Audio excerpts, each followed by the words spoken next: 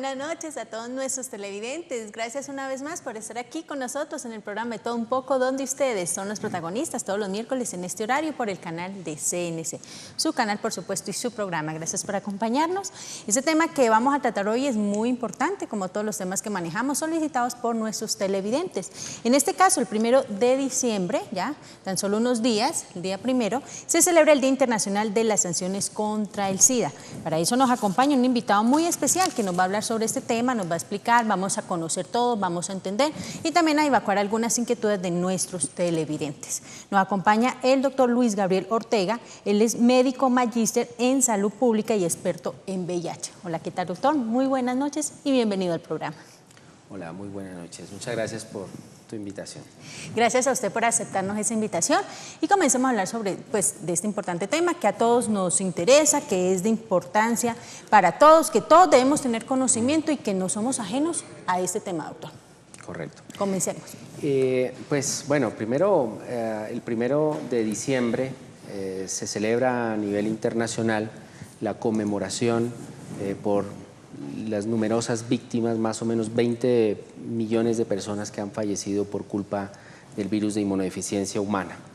Debido a eso, cada año, tanto los entes territoriales y en este caso Instituto Departamental de Salud, pues hacen algunas actividades, tenemos programadas algunas actividades como incrementar el acceso a pruebas rápidas para la detección temprana en VIH, y pues aparte de eso aumentar la conciencia de las personas para que accedan a esta prueba.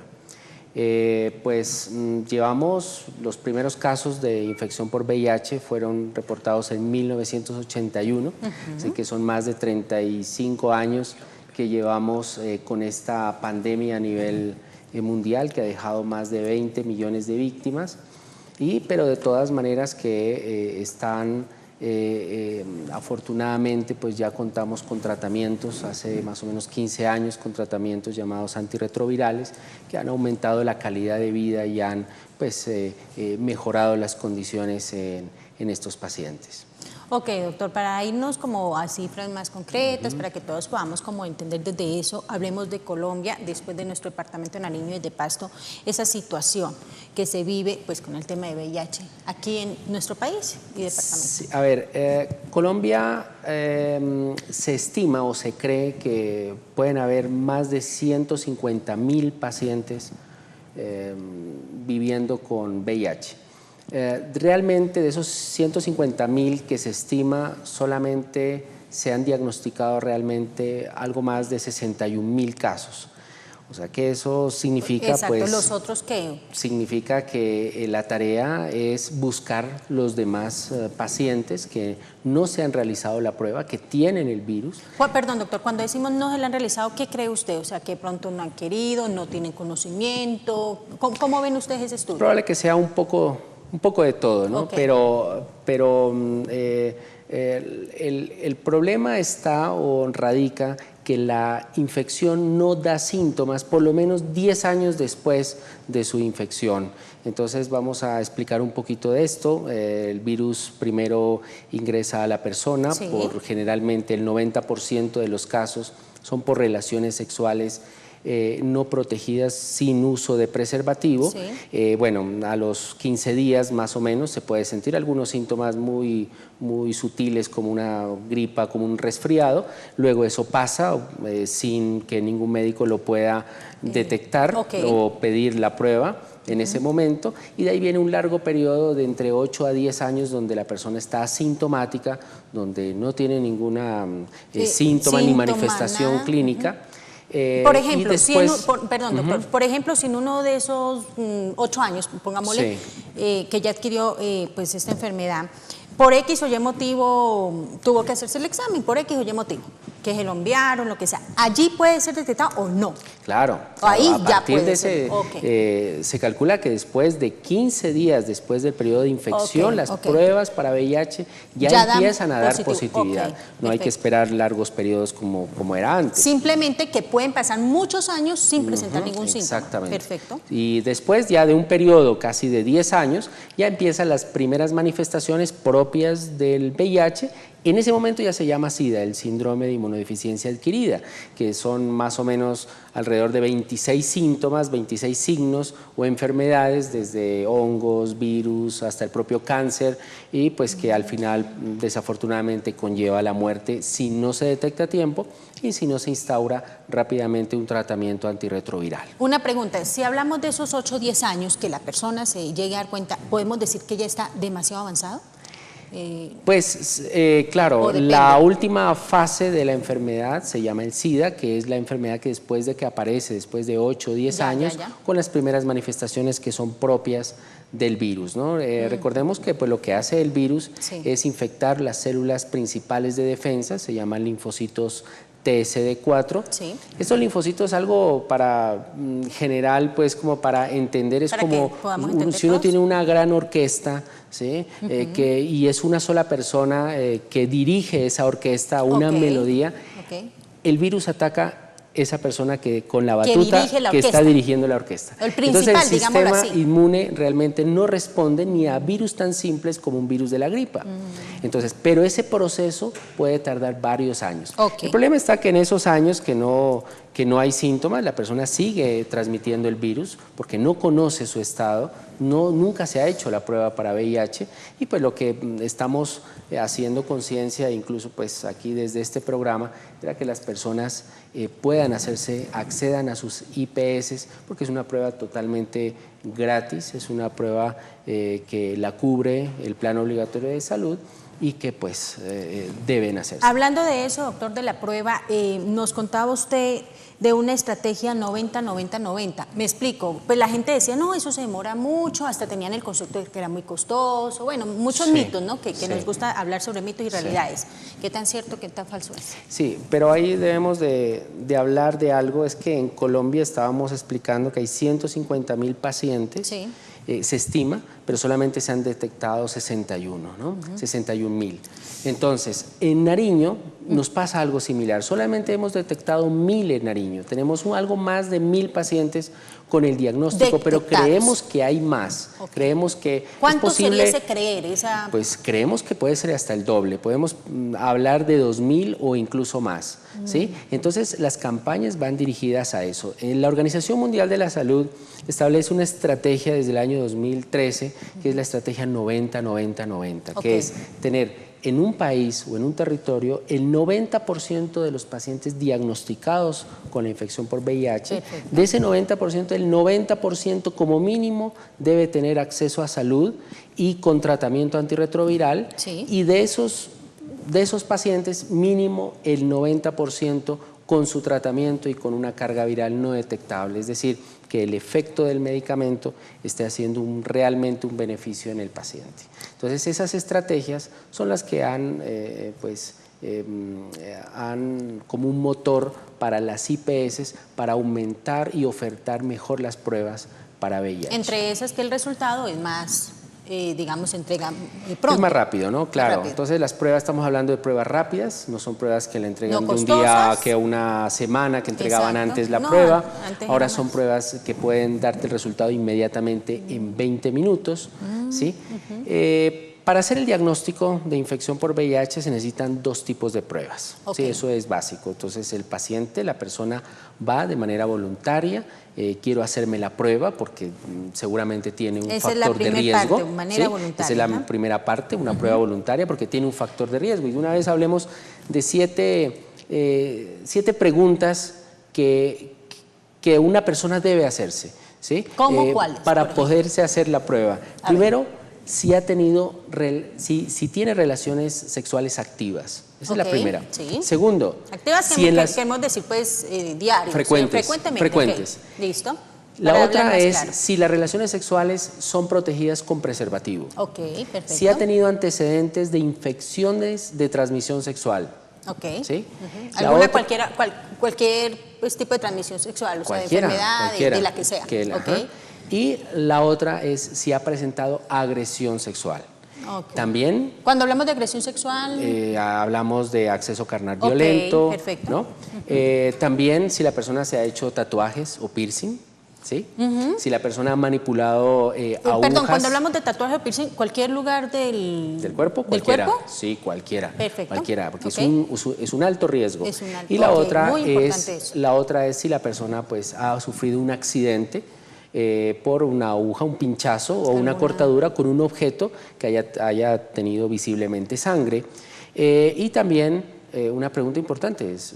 ¿Uno se ha hecho la prueba de VIH? Pues si uno dice no, pues hágasela, porque toda persona mayor de 14 años hasta los 65 años debería hacerse la prueba de VIH.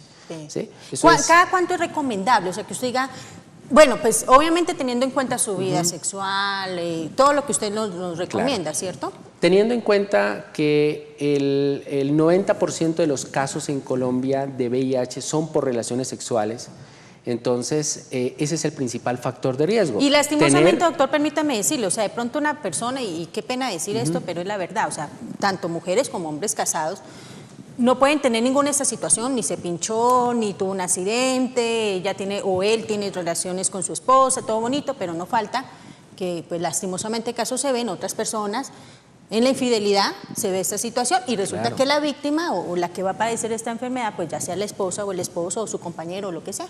Hay un fenómeno muy curioso que se está presentando en varios países, es que anteriormente la epidemia, si bien comenzó en comunidades gay, sobre todo en hombres que tenían sexo con hombres, pero actualmente ya estamos viendo que las estadísticas están aumentando en la bisexualidad y en la heterosexualidad. Entonces estamos haciendo diagnósticos incluso más tempranos, por ejemplo en mujeres casadas que su única pareja ha sido el esposo que tiene, queda en embarazo. Ustedes saben que toda mujer en embarazo debe hacerse la prueba de VIH y se hace la prueba y sale positivo, ¿no? Entonces es un problema familiar y social bastante grande, pero por eso la pregunta tan sencilla, ¿usted se ha hecho la prueba de VIH? Claro. No. Entonces, para salir de todas las dudas, hágase la prueba, no hay otra. No hay otra. Vámonos a los primeros mensajes comerciales y ya regresamos.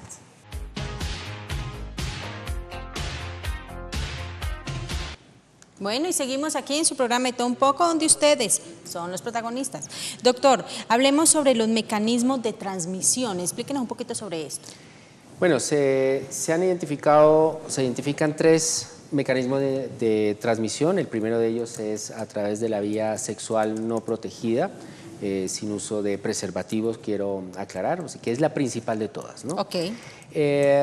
La otra es a través de una madre que esté en embarazo, que tenga VIH y que transmita el virus al hijo. Puede ser a través del momento de su gestación, en el momento del parto, o también por la vía de lactancia. Y el tercer mecanismo es a través de objetos cortopunzantes, por pinchazos o laceraciones, heridas, donde estos objetos pues, vengan o provengan de una persona con el virus. Estos son los 3, ¿no? Pero lo que sí debo aclarar es que hay unos mecanismos que no son fuente de transmisión, y esto a veces las personas piensan que por besos o por abrazos. No, el VIH no se transmite ni por besos, ni por abrazos, ni por usar la misma toalla, ni la misma ropa. ¿El cortacutícula? No, tampoco. Lo que pasa es que debe haber sangre visible y que con ese objeto cortopunzante producir una herida en la otra persona, lo cual no es muy frecuente. Tampoco se transmite por zancudos, por besos, ¿sí? Por saliva, por orina, por materia fecal. No son mecanismos que se ha demostrado actualmente pues, que sea una vía, ¿no? Entonces, solamente son 3 para que recordemos: la sexual, madre, hijo y objetos cortopunzantes. Por ejemplo, usted ya que comenta eso de los objetos cortopunzantes, es importante recalcarle y hacerle un llamado a la gente y a todos. Una vez yo me fui a recolectar basura con las personas de EMAS, me fui a ver esa tarea, me puse en los zapatos de ellos, a las 5 de la mañana llegó el carro, me pitó en la casa, me puse el overol y hágale, vamos a recoger basura. Y ellos son uno de los que más corren peligro con esa situación, porque me prestaron unos guantes, bueno, ellos pues tienen su protección también, pero claro, uno toma la basura y imagínese, salía la aguja o bueno, vidrios, bueno, una cantidad de cosas o esas, bueno, yo vi fue muchas agujetas y nosotros cogiendo eso, claro, qué susto, imagínese ellos el riesgo que pueden correr. Claro que ellos tienen pues todos sus equipos de protección, ¿no? Pero es la conciencia nuestra, o sea, hacer ese llamado de que envolvamos eso bien, ¿cierto? Me imagino que tenemos que tener esa precaución para evitar Es un hábito que a veces tenemos en las casas, que alguien sabe aplicar una inyección, lo hace en su casa y lo pone en una bolsa plástica. Eso no lo debemos de hacer. Estas agujas deben tener una disposición final, ojalá en un contenedor de plástico o de cartón, aunque es mejor el plástico, para evitar precisamente los accidentes de riesgo ocupacional que puedan sufrir. Me imagino que otro de los casos que se ha presentado, doctor, y bueno, pues no sé si usted tenga algún conocimiento, es de pues, las personas que de pronto pues, son adictas a alguna droga o algo y pues se inyectan y entre ellos pues se prestan claro, la aguja, por así decirlo. Aunque no es en Colombia son pocos los casos reportados, porque el uso de drogas por vía endovenosa, drogas psicoactivas, no es algo muy frecuente, sobre todo el uso de heroína aquí en Colombia, pero en otros países es la principal causa de transmisión de VIH y otras infecciones, como hepatitis C. Eso hay que tenerlo en cuenta. También hay que tener en cuenta que pues, el hecho de tener relaciones sexuales, vuelvo a las relaciones sexuales porque es la más frecuente aquí en Colombia. Más se ve aquí en Colombia, ¿no? Y cuando yo digo, cuando no usan preservativo, a veces las personas dicen, no, pues que yo sí uso preservativo. Hay que ver que si las relaciones sexuales fueron bajo el efecto del alcohol, es un factor de riesgo, ¿sí? Porque uno ya con alcohol que se va a acordar que se va a poner el condón, si se lo puso o no. Claro. También con el efecto de otras sustancias psicoactivas, marihuana, cocaína, etcétera, también. Eso es un factor de riesgo número 1 y esa persona debe hacerse la prueba. Mire que yo no estoy hablando ahora de que se hagan la prueba solamente las personas que gay o que hayan tenido relaciones hombre con hombre. No estoy hablando de esto, ¿no? Estoy hablando de todos, ¿no? De todos, de heterosexuales, bisexuales, comunidad gay. Todos tenemos igual riesgo. Sí. El riesgo es parejo. Por eso la invitación el 1 de diciembre es que nos hagamos la prueba voluntaria. Es muy sencillo. Es ir a un centro de salud, a una IPS, ya sea el médico, la enfermera o psicología, puede acceder a esa prueba, puede darte la orden, firmas el consentimiento, te van a explicar, firmas el consentimiento informado y te hacen la prueba y puedes obtener el resultado. Hágase la prueba, no tenga miedo. Si usted ve alguna de las cosas que hemos hablado, le ha pasado o ha tenido que vivir, pues hágase la prueba y no lo piense más, que a tiempo yo creo que es mucho mejor. Porque quiero que hablemos del tratamiento. De tratamiento, sí, porque bueno, ¿qué pasa si sale positivo, no? Bueno, entonces, si sale la primera prueba, la prueba de detección presuntiva positiva, luego se hace una confirmatoria. Esas pruebas confirmatorias son más sofisticadas de la que se hizo, se demoran un poco de horas más. Confirmamos la infección y luego viene un proceso de atención integral, donde va a haber varios especialistas, psicología, nutrición, todos apoyando al paciente. El VIH en este momento tiene tratamiento, pero lo va a convertir el tratamiento en una enfermedad crónica. No es curable, ¿sí? No es curable. Así, aunque las redes sociales digan que hace 15 días ya sacaron la cura, que un paciente se curó, no, eso es falso. Es falso. Es falso. Realmente la infección es una infección para cronificarla, para volverla crónica, para aumentar la expectativa de vida. ¿Cuánto vive más un paciente con VIH? Sin tratamiento, apenas de 10 a 14 años. Comenzando la infección, porque cuando ya tienen los síntomas de VIH, la expectativa de vida antes era de 3 años apenas o menos. Ahora, un paciente con tratamiento antirretroviral puede perfectamente ser abuelo o bisabuelo, llegar después de los 75 años su expectativa de vida, siempre y cuando se adhiera al programa y a un tratamiento sin interrupción. Es un medicamento que debe tomar los 365 días del año. El medicamento lo que va a hacer un efecto es amortiguar el virus, hacerlo reducir su ciclo de replicación para que no se multiplique mucho, ¿sí?